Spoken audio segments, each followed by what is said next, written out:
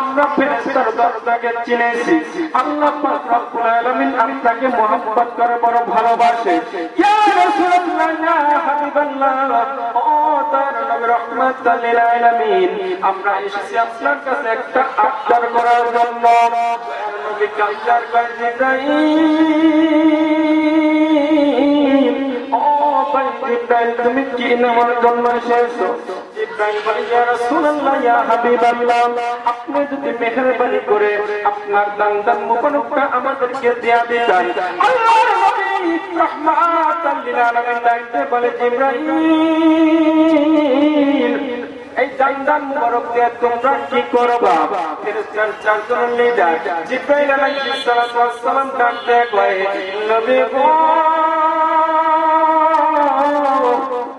ইয়া রাসূলুল্লাহ, ইয়া হাবিবাল্লাহ, আপনার দান মুবারক আমরা চারজন ফেরেশতা মালা বানায়া গলায় ঝুলিয়ে রাখবো।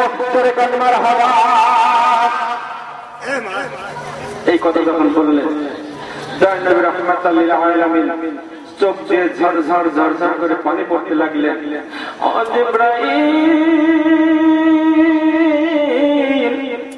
এই ওয়াদা আমি তোমাদেরকে দিতে পারলাম না। যখন চক্ষুটা বন্ধ করে দয়ার নবী রাহমাতুল লিল আলামিন কান্না আরম্ভ করে দিলেন, জিবরাইল কয়, নবী গো, আমি কি আপনাকে কোনো কষ্ট দিয়েছি? আপনাকে কি কোনো আঘাত দিয়েছি? আপনাকে কি কোনো কথা দিয়েছি? জিবরাইল কয়, ও মায়ের নবী রাহমাতুল লিল আলামিন, আপনাকে যদি কোনো কষ্ট দিয়ে থাকি আমাকে দয়া করে মাফ করে দেন। আল্লাহর নবী রাহমাতুল লিল আলামিন ডাক দিয়ে কয়, জিবরাইল,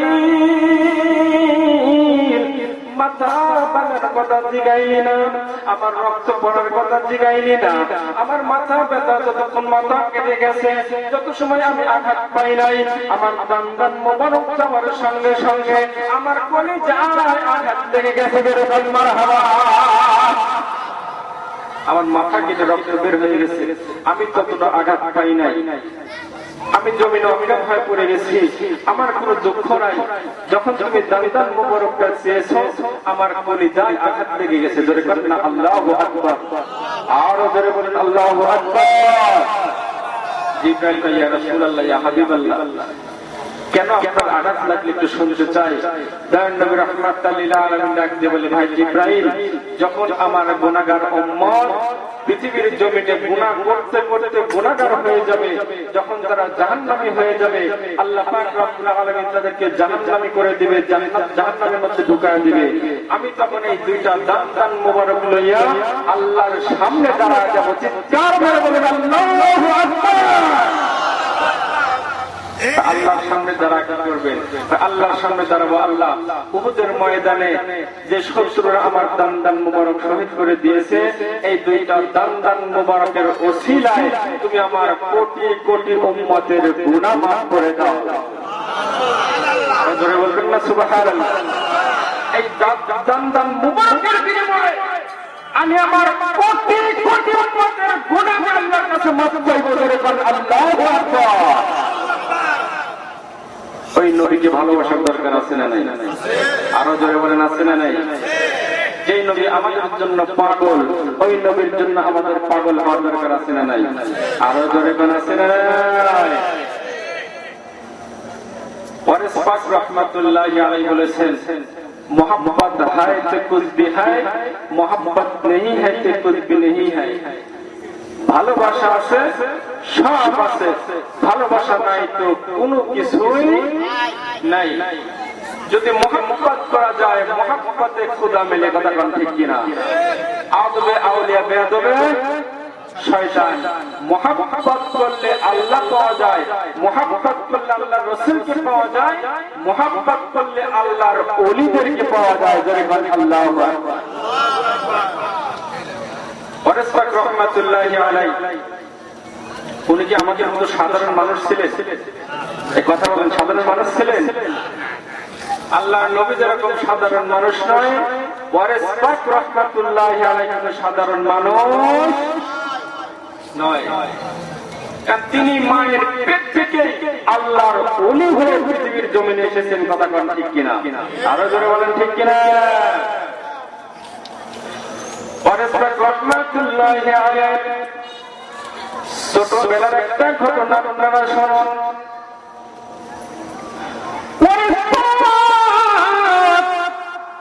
রহমাতুল্লাহি আলাইহি ছোটবেলায় খেলাধুলা করতেছেন পোলাপানের সাথে, আছে না? ছোট পোলাপান খেলাধুলা করে না? তো হঠাৎ করে একটা পালকি আসলো, বিয়ের পালকি। জোরে গান, কিসের পালকি? বিয়ের পালকি। ছোট বাচ্চা মানুষ ডাক দিয়ে বলতেছেন, বাবা রে, এই পালকির মধ্যে কি আছে আমাকে একটু দেখা দাও। জোরে গান, আল্লাহু আকবার। তখন ওই পালকিওয়ালা বলতেছে, এখানে ইনসানিয়ত নেই হ্যায়, এখানে বাদর আর বাদরামি হ্যায়। মানে এখানে মানুষ নাই, বাদর আর বাদরামি আছে। ইনসানিয়ত নেই হ্যায়, বাদর আর বাদরামি হ্যায়। ওয়ারিস পাক বলছেন, তো বাদর আর বাদরামি হ্যায় তো কাম হো গয়া।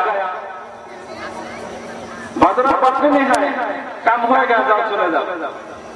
বাড়িতে চলে গেছেন, গিয়ে যখন পালকির পর্দাটা সরাইছে তখন দেখতেছে বডিটা মানুষের সুরত আছে, চেহারাটা বাদর আর বাদরামির মতো হয়ে গেছে। করে কান নাউযুবিল্লাহ। বুঝতে পেরে গেছে কারণ কি, এরকম হওয়ার কারণ কি, পরে কি কোনো সমস্যা হয়েছিল? বলতেছে তো সেমন সমস্যা হয় নাই, তবে একটা যুবক ওয়ারিস পাক তিনি দেখতে চেয়েছিলেন, তিনি এই কথা বলেছেন, বাদর আর বাদরামি আমরা বলেছিলাম, তিনি বলেছেন যা কাম হো গয়া। যখন এই কথা বলেছেন তাহলে মনে হয় এই জন্যই সমস্যা হয়েছে। দৌড়ে চলে গেছে ওয়ারিস পাক রাহমাতুল্লাহি আলাইহি দরবারে। জোরে গান আল্লাহু আকবার। দৌড়ে চলে গেলেন ওয়ারিস পাক রাহমাতুল্লাহি আলাইহি দরবারে।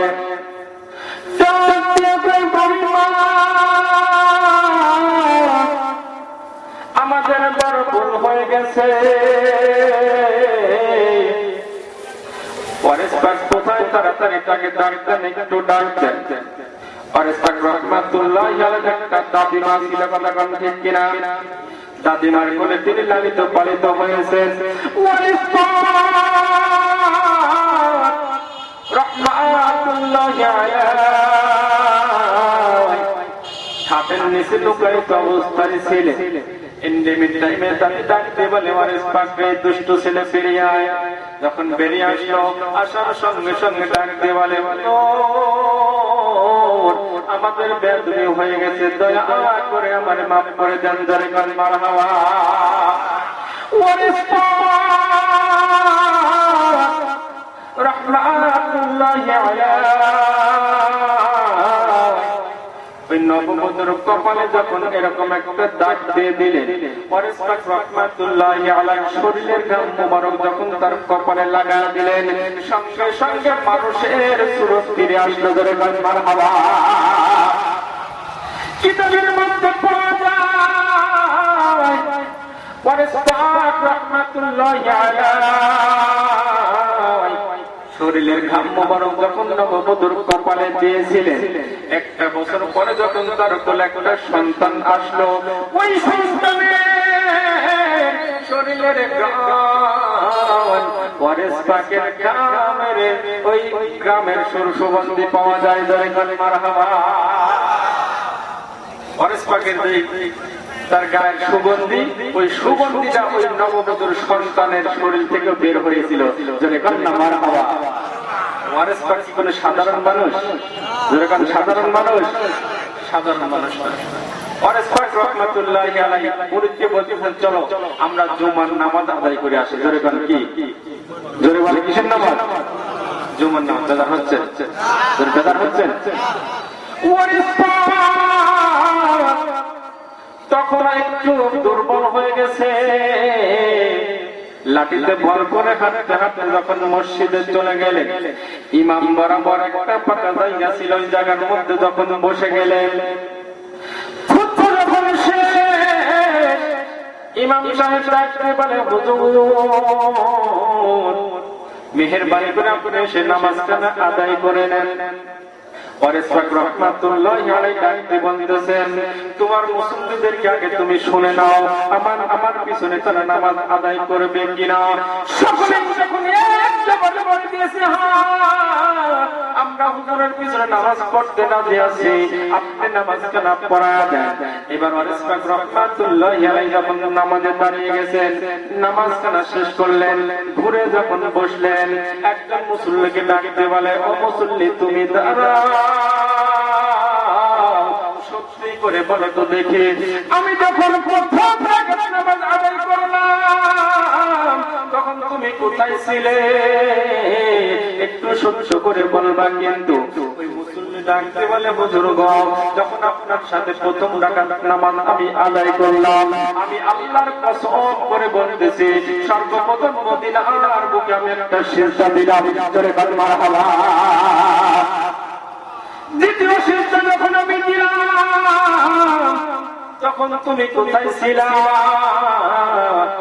ওই মুসল্লি ডাকতে বলে, হুজুর দ্বিতীয় সিজদা যখন আপনি দিয়ে দিলেন, দ্বিতীয় সিজদা আমি মক্কার বুকে আমি দিয়ে দিয়েছি, জোরে বল মারহাবা।